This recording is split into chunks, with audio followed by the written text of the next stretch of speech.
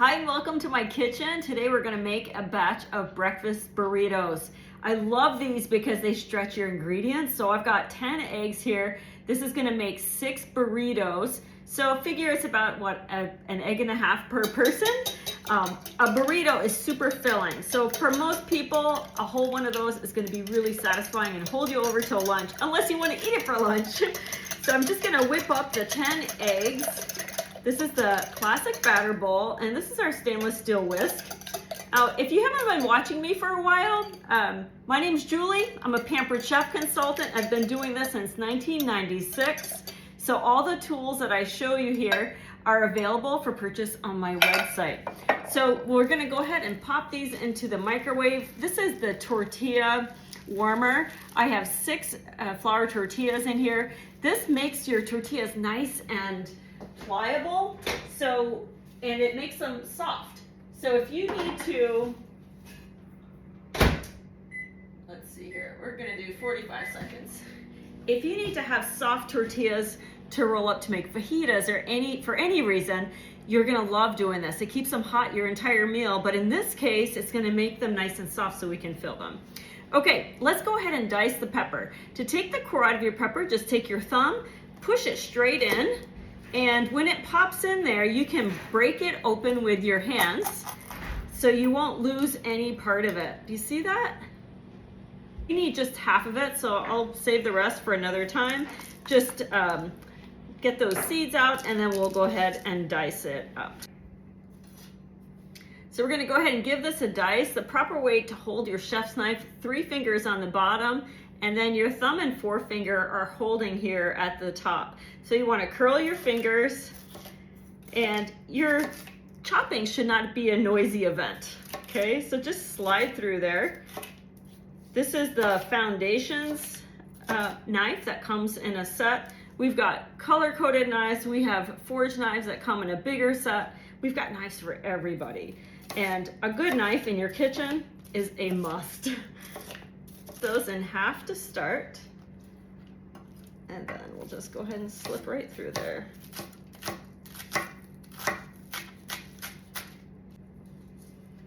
We'll go ahead and add all of this together.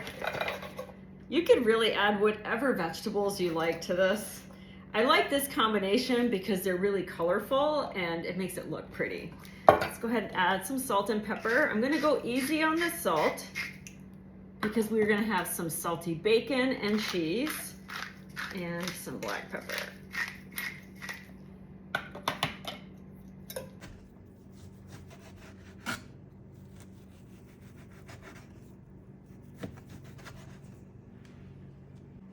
Add your chopped bacon to a cold skillet. I love to use cast iron for my bacon.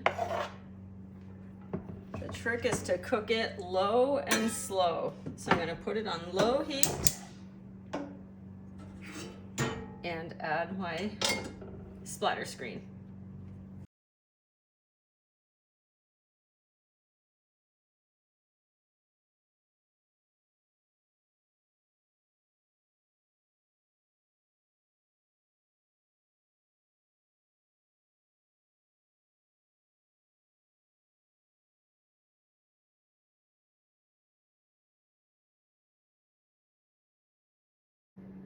I've kept about a teaspoon of the bacon fat right in my cast iron skillet. The key to cooking your eggs in cast iron is not to have it too hot. Cast iron gets super hot, so I am just gonna go ahead and pour this all in. You can certainly use a non-stick pan if that's your preference. And I'm just gonna let it sit for a little bit, and then we're gonna give it a stir. So have you experienced cooking with cast iron very much? Is that something that's new to you? It takes just a little bit of practice, but once you've got the hang of it, it's amazing. It has a lifetime warranty. It can go on every cooking surface: induction, oven, stovetop, your grill, and even a campfire. They have a lifetime warranty. They're all made here in the US, and we have a variety of different sizes that you can choose from based on your preference.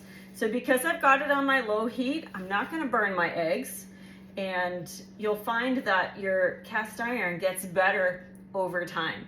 So the more you use it, the more seasoned it becomes, and a lot of people pass them down generation to generation in their families.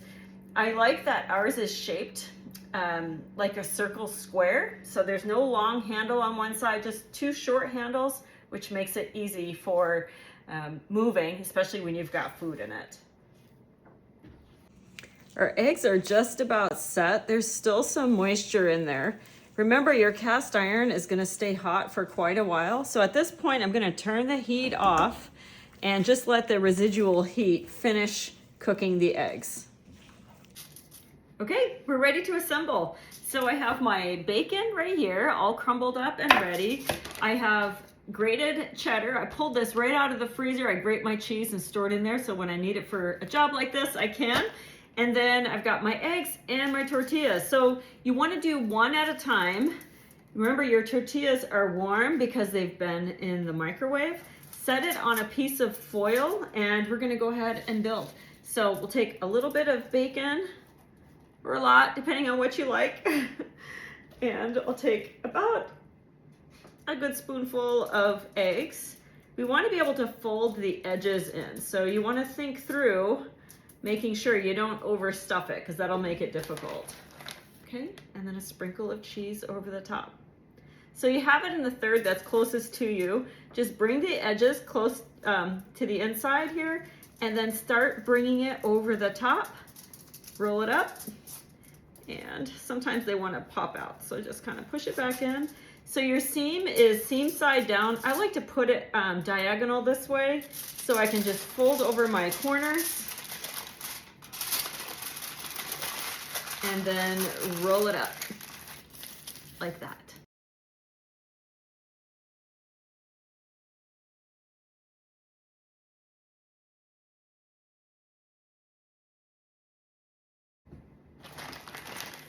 Once you're done filling them, just slip them into a freezer size Ziploc bag, and you're gonna make sure you push the air out. Once they're cool, if they're still a little warm to the touch, you can just set them in the fridge for a little bit. You'll put them into the freezer, and when you're ready to eat these, go ahead and pull out however many you need and stick them in the fridge overnight. My favorite way to warm them up is to put them in the air fryer for 12 to 14 minutes. So after they're thawed, I'll brush them with melted butter and pop them into the air fryer for that length of time. You can also put them in a regular oven. You can microwave them, but they don't have the delicious texture if you do that. So you can decide how you want to do it, but I love these for a convenience food, and they're an amazing gift. If you know somebody that's getting ready to have a baby, or they're they're recovering from surgery, or any reason why someone could benefit from a gift of a meal, this is a great one that you can share with them that they will totally appreciate. Will you give them a try?